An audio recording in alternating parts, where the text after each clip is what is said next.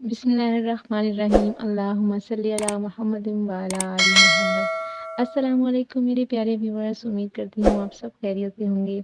आज की इस वीडियो में मैं आपके लिए अल्लाह पर तवक्कल की एक निहायत खूबसूरत और ईमान अफरोज़ कहानी लेकर आई हूँ। ये कहानी हज़रत मूसा अलैहिस्सलाम और बनी इसराइल के समंदर पार करने के मुजज़े के बारे में है, जो हमें मुश्किल वक्त में अल्लाह पर मुकम्मल भरोसा करने का सबक देती है।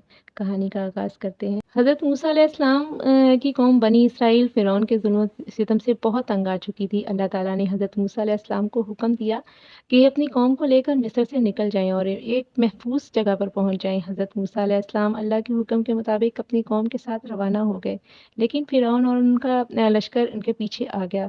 बनी इसराइल खौफ और घबराहट में मुब्तला हो गए। जब वो समंदर के किनारे पहुँचे तो इनके सामने जो है ना वो एक वसी समंदर था और पीछे फ़िरौन का लश्कर। ये एक मुश्किल वक़्त था और बनी इसराइल ने हज़रत मूसा अलैहिस्सलाम से कहा, हम तो पकड़े गए।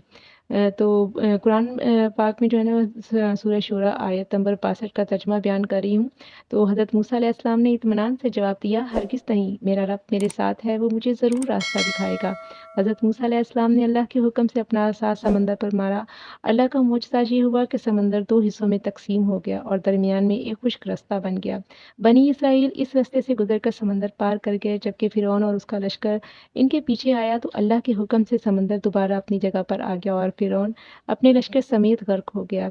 ये कहानी हमें बहुत अहम सबक देती है कि मुश्किल हालात में अल्लाह पर मुकम्मल भरोसा रखना चाहिए, क्योंकि अल्लाह अपनी हिकमत से रास्ते निकालता है और अल्लाह के हुक्म पर अमल करने वाला जो है ना वो हमेशा कामयाब होता है और साथ ही अल्लाह पर तवक्कल करने वाले किसी भी आज़माइश से घबराते नहीं हैं। तो उम्मीद करती हूँ आपको आज की कहानी पसंद आई होगी।